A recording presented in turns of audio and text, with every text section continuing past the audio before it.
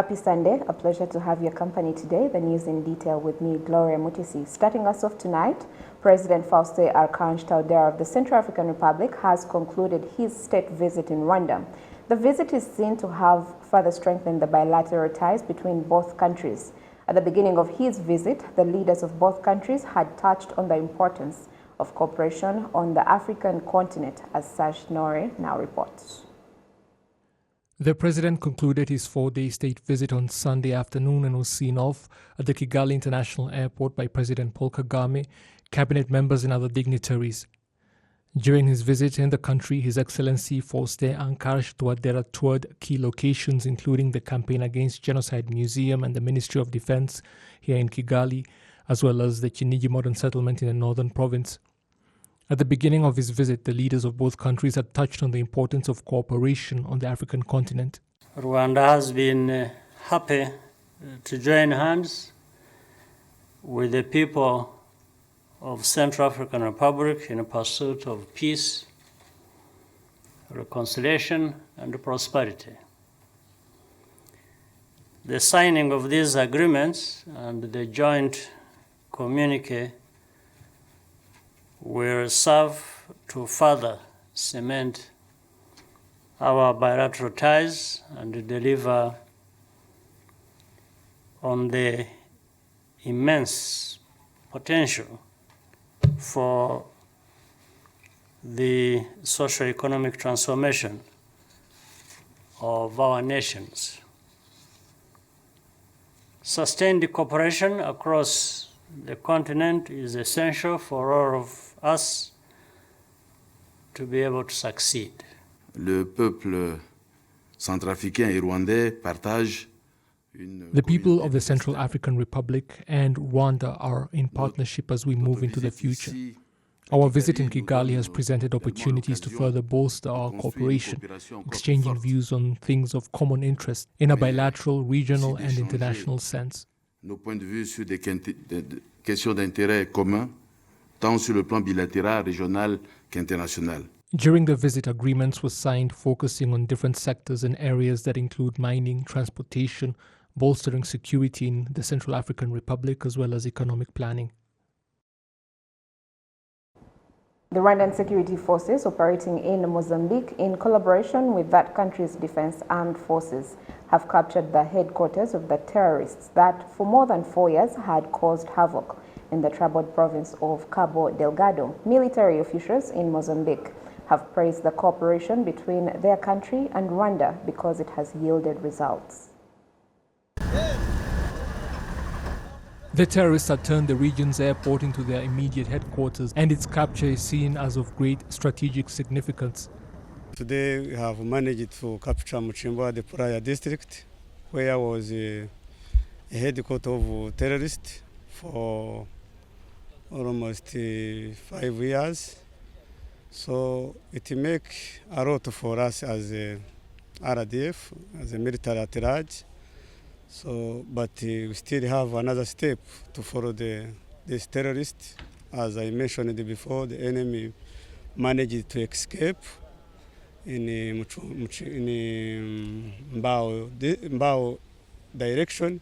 So after here, we follow the enemy. The terrorists first turned the port city they were occupying into ruins before fleeing from the advancing forces. Military officials in Mozambique have praised the cooperation between their country and Rwanda because it has yielded results. É difícil interpretar porque a relação é muito importante.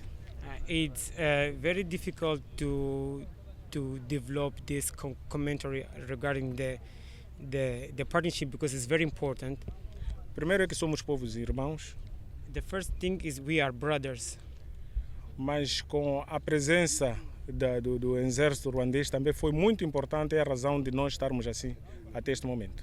And also because the Rwanda Defense Force, they come in, it was very important for them being here, and is that why we are here now. Aproveitando essas câmaras para dar-nos nosso abraço ao povo ruandês e aos colegas que estão presentes neste momento. Taking leverage, you are here, and to send our regards and hugs to people from Rwanda. The offensive against the terrorists was launched from the north and south of their regional headquarters, with the two fronts converging at the airport. For the past few days, the forces had been clearing the area of the terrorists as they advanced towards their regional headquarters. To health matters now, COVID-19 patients under the home-based treatment in Nyamagabe district say staying at home continues to be beneficial to their health and that of others, as the number of recoveries surpasses new infections compared to how it was before. Some residents are optimistic that the increase in the number of recoveries might put an end to a total lockdown in that area. Sam Kalisa has more. He's one of the COVID-19 infections under home-based treatment in Nyarusanje cell of Gasaka sector in Nyamagabe district. I advise my fellows that COVID-19 is a deadly disease that can easily be contracted. So you should always wash your hands, prevent social gatherings, and wear your face mask correctly. In every family we visited, there were community health workers helping patients to respect all preventive measures. We've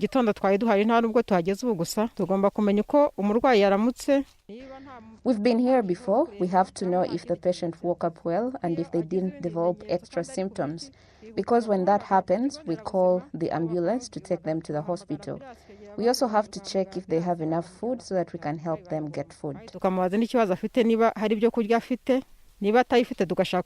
These patients testify that their health is improving. They owe it to the fact that they follow guidelines including staying at home where they take medication on time, eat a balanced diet and preventing unnecessary movements.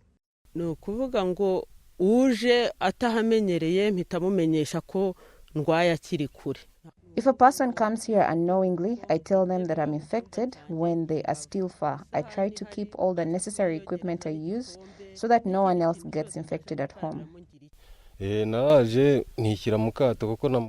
I decided to put myself under isolation as they had told me. Before, my head was paining so much, with a lot of throat pain and flu, but all that reduced. Community health workers in Nyamagabe district say COVID-19 patients respect measures in place, which has contributed to the reduction in new infections. They say they might get out of the lockdown very soon. The lockdown had a great impact. Those who stayed at home could not infect others. It even made it easy for us to follow them up. We have high numbers of recoveries. Even new infections have reduced. That gives us hope. However, Nyamagabe District Mayor Uwamahoro Bonaventure said that at present, some of the sectors that are not under the lockdown continue to register new infections than those that are under lockdown. He stressed that if residents don't comply with preventive measures in their respective sectors, in the sectors under total lockdown, residents follow the guidelines. But in sectors that are not under total lockdown, residents have become reluctant, which led to increased number of infections. We urge every resident to follow the guidelines because that has proven to be an effective way to fight the pandemic. Of the 50 sectors that were put under total lockdown across the country, about 4 of them are from Nyamagabe district, which are Mugano, Chibumge, Gasaka and Kamejeri. According to the district administration, there are currently more than 500 people under home-based treatment, down from 1,000 in the last week. Sam Kalisa, Rwanda Television News. Many thanks, Sam Kalisa. Now, the management of the Water and Sanitation Corporation promises by December this year the amounts of water supplied to customers will increase as new pipelines are being laid. The water currently able to reach local communities is only half of what the country's purification plants process. We now hear from Jane Mutoni. Residents in Doba sector, Gasawa district, are questioning why the project for clean water supply, which was named Ndoba Gasanze, has taken long, yet they have been holding on to it for so long. They only came and installed pipes, and since then, we haven't received water. We wonder if eventually we shall get water, but even the water reservoir has run out of it. The acting Director General of the Water and Sanitation Corporation was sacked. Giselle Umuhumuza says so far they have laid pipes over a distance of 202 kilometers out of the target of 568 kilometers, a goal which is expected to be achieved by the end of this year. However, across Kigali city, many are happy with the clean water supply. For example, in Dera sector, Gasabo district, which used to have an issue of lack of clean water that has now been solved. There are hand-washing facilities everywhere, hence everyone is able to wash their hands wherever they are. We have enough water, and for this, we thank the government and WASAC as well. The WASAC administration says that by the end of this year, they will have solved the problem of some areas not getting enough water on a daily basis due to the problems with their pipeline. We have constructed more water reservoirs and pipelines with more width and length, which means water will be supplied in adequate amount, and those who have not been getting water will now get it. Secondly, in case of any emergency, we shall have clean water safely put aside in the water reservoirs worth 118,000 cubic meters. This will help us to maintain equal distribution of water to different areas and also focus on areas in Kigali that are still lacking water. For example, in Dua sector, Bweramvura, Bumbogo, and in other parts of Rusororo and Muyumbu, which are areas that are being urbanized, but the water supply in those areas is still not enough compared to the number of residents that is rapidly increasing.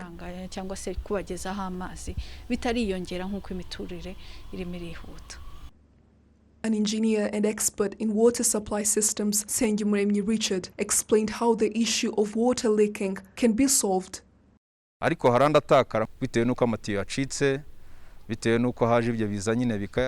Sometimes water leaks due to destroyed pipelines by floods or damaged by people, which means residents need to find ways of protecting their water pipelines, as the government also raises a campaign, and also people should plant trees or grass where those pipelines are installed so that they don't get damaged by soil erosions at any point. Rwanda currently has 27 treatment plants that process 322,852 cubic meters of water per day, and only 187,293 cubic meters reach the general public. Nationwide, 376,137 cubic meters are needed every day to satisfy demand. In rural areas, there are 1,057 water pipelines, and water reservoir tanks are to increase from 24 to 65 by 2024. That will increase water storage capacity from 31,500 cubic meters to 118,500 cubic meters. By 2024, clean water is supposed to reach the entire population, with households in urban areas within 200 meters of distribution points and those in rural areas at a distance of not more than 500 meters, which means that in urban areas, water will be accessible in 200 meters and in rural areas, 500 meters. The amount of water wasted in the pipelines without reaching will also reduce from 40 to 25%. Jane Mutoni, RTV News. Rotary Club Kigali Virunga has a new president, Suman Allah, who says he will engage in improving people's welfare through the collaboration of the club's members and partners around the world.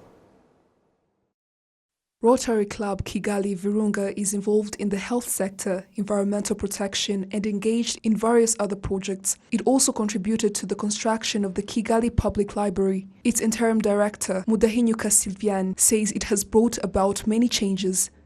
Rotary Club Virunga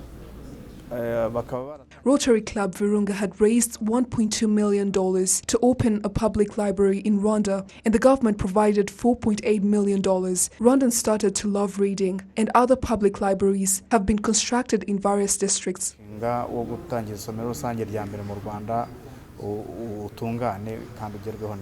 Every year, the Rotary Club Kigali Virunga gets a new president. Suman Allah is the 23rd president. The title was handed over by the governor of Rotary, consisting of 10 African countries, Edgar Tuguma. The new president of Rotary Club Kigali Virunga says there is so much to do. Do more means impacting more social projects that can impact the communities around us. In that way, we can attract more new members, because Rotary is a service organization. serving above selves. At the same time, increasing membership during tough times of COVID is not easy. But working professionals who are available online to support us, they can virtually attend our fellowships. Most of our fellowships in the last 3 months, we are doing it virtually via Zoom or via Skype. They can still contribute, they can still give away to the society. That small $1, $10, $100 will help us, the communities, to grow. The director of Rotary International in Rwanda, Dr. Manirere Jean d'Amour, says that in collaboration with this new president, they will achieve so much. Poverty alleviation starts with general development, including public health, access to basic health care, and environmental protection. So this is where we shall begin our activities. But in Rwanda, in 2021-2022, Rotary International has come up with the 7th way of protecting the environment. In Rwanda, Rotary Club Kigali Virunga started in 2000. It is one of the 7 branches operating in Rwanda of Rotary International. Jane Mutoni, RTV News. A cross-section of religious leaders say they're interested in implementing a law that requires them to have professional evangelists in theology despite facing various obstacles, including the issue of few theology schools. Since the enactment of this law in 2018, the government put in place a 5-year grace period for religious leaders to pursue related studies for those that hadn't gone to school to get to the university level, rather. Bishop Nzeyimana Innocent from the Nayota Church in Rwanda said that he started evangelism in 1989. By the time the new law governing faith-based organizations was enacted in 2018, he had come a long way in theology and has just recently graduated. You're able to preach the right way and correct the ones that might be misleading or giving wrong information so that they don't mislead the Rwandans. The other benefit is that it enables us to have good leadership in our churches. 3 years ago, the Rwanda Governance Board, in partnership with religious denominations, resolved that churches would have professionally trained evangelists in 5 years. Bishop Nzeyimana Innocent explains how this came about. Upgrading our knowledge, as the government requested us, is certainly a good thing. We immediately put that in action and people sought for admissions in the designated schools. Some have finished and others are still in school. However, these universities are currently looking for the required documents. There are also some people who are unable to enroll because of low capacity, including the lockdowns. Most churches were closed due to preventive measures. All these challenges are to fulfilling this resolve. Since its inception in Rwanda in 1907, the Presbyterian Church stipulates that every evangelist has to have studied theology for 6 years. The chairperson and legal representative of the Presbyterian Church in Rwanda, Dr. Bataringaya Pascal, explains why this decision was taken.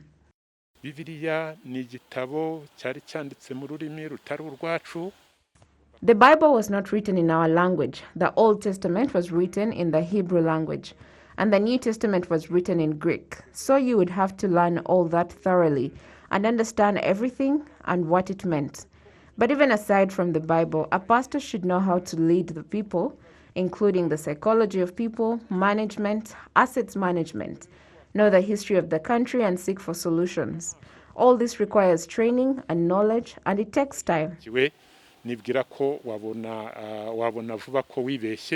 Reverend Professor Ndikumana Vietor, a principal at the East African Christian College of Theology, explains some of the consequences of lack of proper training for some church leaders. The misleading things we see today, for instance, people who refuse to get vaccinated or people who refuse to have children yet they have the means, it's because they don't understand what God says by being fruitful and multiplying to fill the earth. And this also means taking care of these children and giving them a decent life. So if you give birth to 10 children and 9 of them die of hunger, how then are you fulfilling your obligation to fill the earth?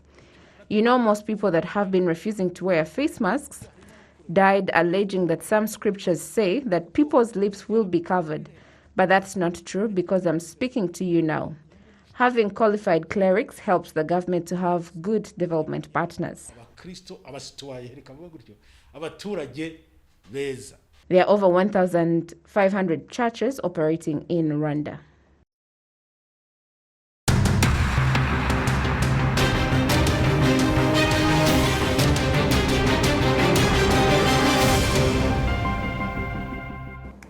Some sports news now. The Rwanda Social Security Board has inaugurated the first part of an international golf course.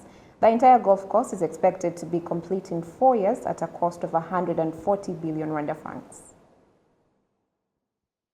The golf course is located in Kachiru in Gasabo district. It has 18 holes where the players hit the balls, 9 swamps and up to 28 kilometers of water pipes to irrigate the grass.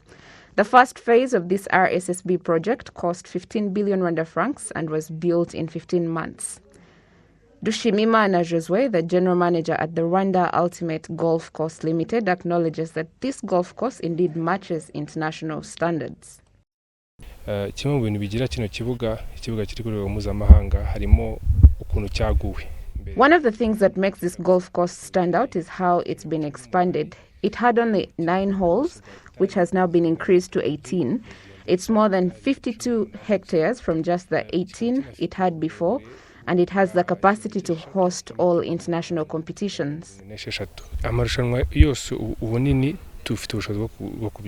Some of the golf players say this course will enable them develop further together with the country as well. We are glad for this development. It's a good golf course, up to international standards as well. I have played on different courses, including one in South Africa. This golf course is almost similar to that one. There's no golf course like it in the region, and this one is well equipped with everything a professional golf player needs. I'm happy of the distance covered, the challenges on the course. The greens are exceptional, by the way. That's for your information. Very, very exceptional. The challenges on the course, the water bodies, the landscape, the trees, the valleys, all of that, they are well done. So it's only needs just a growing period of some good time. The course will be one of the best in the region. That's what I can assure you of. First of all, we are aging out. We need young golfers. This is going to be a training ground because we are having the youth academy, the academy itself for training young golfers, for training even other people who want to know golf. So we have a training ground. We have professionals who are going to train here. So we're going to attract many Rwandan and non-Rwandan golfers, and those who intend to play golf will benefit from this. It is expected that the other phase of this project will be complete in 4 years, surrounded by modern buildings and a 5-star hotel, which will cost 140 billion Rwanda francs. It's insurance money that will enable RSSB members earn 13% annually for 15 years. The Director General for the Rwanda Social Security Board assures that indeed this project will yield the expected results without fail. Now, Rwanda is a country that is trying to, not just trying, really doing, to position ourselves as a destination of choice for conferences, for tourism activities, and for sports. We've seen amazing organization of what happened with BAL. Golf is a complementary piece to everything else that the country has been doing.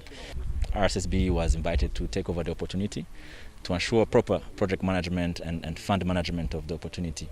And the benefit from the members go beyond just financial returns, in the sense that an infrastructure like this, with all the commercial activity taking place here, but also with the hotel and residential buildings to be done. From a supply chain perspective, if people have to eat or drink, they are shopping from the local citizens. If you have to transport things, you are getting it from a local supplier. So from a supply chain perspective, it creates opportunity to supply, and also to market Rwanda again from a touristic perspective, because the more people come, the more money they leave here. That's more income for the Rwandan citizen. But beyond that, also to reassure you, This is just one of the many projects RCSB has, and overall, and of course this is public information, the investment RCSB makes are profitable. There are about 200 golfers in Rwanda, including 80 who play not professionally and 7 professionals. Up to 40 children are also being trained in this sport, and it's expected that Rwanda will have about 500 golfers in 10 years. We will leave it at that for today. Thank you for the privilege of your time. I wish you all a wonderful week ahead. Of course, not forgetting to remind you to do all that's required of you to stop the spread of the pandemic. Otherwise, God bless you and keep you. And until next time, I'm Gloria Mutesi. Bye for now.